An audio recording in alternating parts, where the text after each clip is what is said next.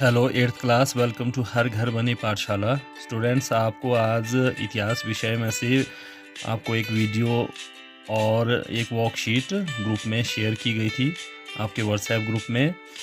तो आज जो टॉपिक था वो था आदिवासी दिकू और एक स्वर्ण युग की कल्पना। उसकी वर्कशीट आपने वीडियो को देखकर सॉल्व करनी थी। आपने दिन को इसको सॉल्व कर लिया होगा, अगर नहीं किया है तो आप इस वीडियो को देखकर इसको सॉल्व कर सकते हैं। तो उसमें फर्स्ट जो क्वेश्चन था वो था सही विकल्प चुने। आपने सही राइट ऑप्शन को चूज़ करना था। तो उसमें फर्स्ट जो क्वेश्चन था, कुछ समय के लिए बिना खेती छोड़ दिए जाने वाली ज़मीन ताकि उसकी मिट्टी दोबारा उपजाऊ हो जाए, इस प्रक्रिया को कहा जाता था। क्या कहा जाता था? परती। ऑप्शन है परती, साल, महुआ, बेवड़। तो इसमें परती राइट ऑप्शन है। नेक्स्ट सेकंड क्वेश्चन, बर्ली विद्रोह कब हुआ? सन 1910 में हुआ, या सन 1920 में हुआ, 1930 में हुआ, या 1940 में हुआ? तो बर्ली विद्रोह 1940 में हुआ था। नेक्स्ट क्वेश्चन में आपने रिक्त स्थानों की पूर्ति करनी थी। तो इसमें फर्स्ट जो पार्ट है इसका वो है डैश डैश मजदूर के रूप में काम करने के लिए तैयार नहीं थे। तो यहाँ पर होगा आदिवासी। आदिवासी मजदूर के रूप में काम करने के लिए तैयार नहीं थे।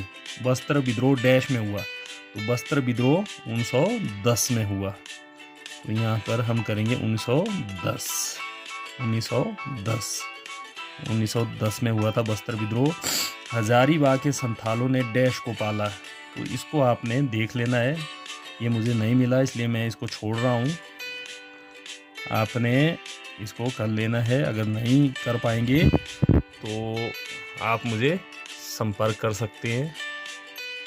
Next third question, column A को कॉलम बी के साथ मिलान करें। इसमें आपने इसको मैच करना था। तो परती फर्स्ट इसमें है परती, साल, महुआ और वैष्णव।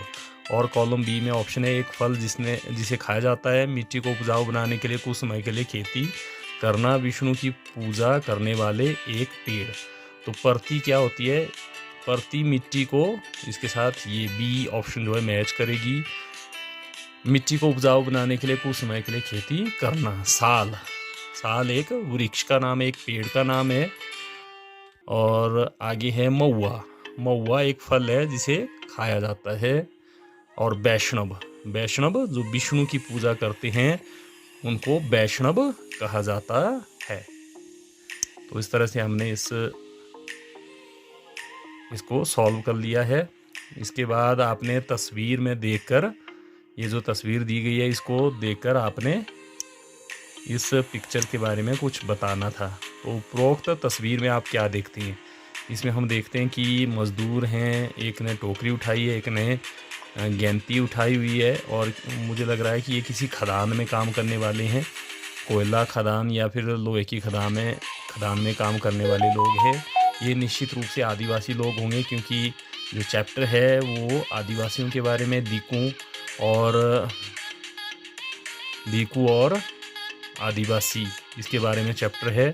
तो ये खदान मजदूर हैं जिनसे खदानों में काम करवाया जाता था, ज़बरदस्ती श्रम उनसे करवाया जाता था। तो इसके बारे में ये जो पिक्चर है वो बता रही है उन्होंने किन परिस्थितियों में काम किया।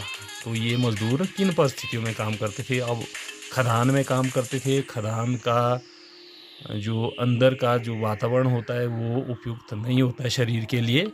वहाँ पर अंधेरा होता है या फिर तंग जगह होती है, वहाँ पर काम करना पड़ता है। और खदानों में जोखिम भी बहुत ज़्यादा होता है। कई बार खदानों में भूस्खलन हो जाता है, अंदर पानी आ जाता है खदान में, या ज़मीन के धंसने से मज़दूरों की मौत हो जाती है, ऑक्सीजन की कमी होती है। और उस समय जो मज़दूर खदान में काम करते थे, तो खदान में काम करने के लिए ना तो उनके पास कोई प्रशिक्षण होता था या फिर ना तो उनके पास औजार होते थे, सुरक्षा का कोई बंदोबस्त खदान के अंदर नहीं होता था। तो ज़बरन उनसे, आदिवासियों से खदानों में मज़दूरों के रूप में काम करवाया जाता था। तो वहाँ की परिस्थितियाँ स्वास्थ्य के लिए उपयुक्त नहीं होती थी, खदानों की परिस्थितियाँ। इस तरह से खदानों से, खासकर कोयला खदानों से जो धूल उड़ती है उससे मज़दूरों के स्वास्थ्य को बुरा प्रभाव पड़ता था, या बहुत सारे मज़दूरों की कई बार खदानों में मौत हो जाती थी। तो ये आप लिखेंगे। नेक्स्ट है क्वेश्चन नंबर 5, विष्णु की पूजा करने वाले क्या कहलाते थे? ये हमने ऊपर भी पढ़ा। तो विष्णु की पूजा करने वाले वैष्णव कहलाते थे, वैष्णव। तो आपने वैष्णव लिखना है। 6th, वन कानूनों में आए बदलावों से आदिवासियों के जीवन पर क्या असर पड़ा? जो अंग्रेजों ने, भिक्षुओं ने जो वन कानून बनाए थे, तो उससे आदिवासियों के जीवन पर क्या प्रभाव पड़ा? तो इसका उत्तर आप लिखेंगे इस तरह से कि आदिवासियों का पुराने समय से जंगलों पर अधिकार माना जाता था। आदिवासी लोग जंगलों से जैसे चारा, लकड़ी, जड़ी बूटियाँ या फल फूल या दूसरे उत्पाद, वन्य उत्पाद वो इकट्ठे करते थे, क्योंकि आदिवासियों का पूरा जीवन वनों पर ही आश्रित होता था। वो वनों में ही रहते थे, वनों के आसपास रहते थे और वनों से ही उनकी आजीविका चलती थी। मगर अब क्योंकि अंग्रेज़ों ने वन कानून बना दिए तो उससे आदिवासियों के जीवन पर बहुत गहरा प्रभाव पड़ा। पहला प्रभाव क्या पड़ा कि अब वनों पर उनका अधिकार नहीं रह गया। जैसा पहले आदिवासी वनों को अपनी संपत्ति मानते थे या फिर उनका जीवन जो है जंगलों पर आश्रित था, वो जुड़ा हुआ था, तो अब उनका, आदिवासियों का जंगलों पर कोई अधिकार नहीं रह गया।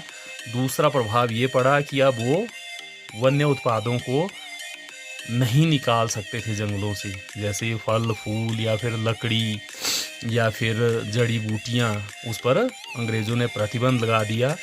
तो इस तरह से अब आदिवासियों का जीवन अस्त व्यस्त हो गया, उनको अपनी आजीविका चलानी मुश्किल हो गई।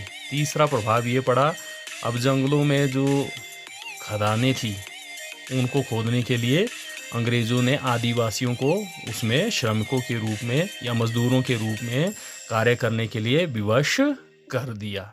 तो इससे भी उनका जीवन काफ़ी ज़्यादा प्रभावित हुआ। अगला जो प्रभाव पड़ा वो ये पड़ा कि आदिवासियों को अब जंगलों में से उनको निकाला गया, या फिर आदिवासियों की ज़मीनों पर जबरन अंग्रेज़ों ने अधिकार कर दिया। अब उनको जंगलों से एक तरह से बहिष्कृत कर दिया गया। जंगलों, पर्वतों, पहाड़ों या फिर नदियों पर उनका अधिकार उनसे छीन लिया गया। तो इस तरह से वन कानून ने आदिवासियों के जीवन को बहुत ज़्यादा प्रभावित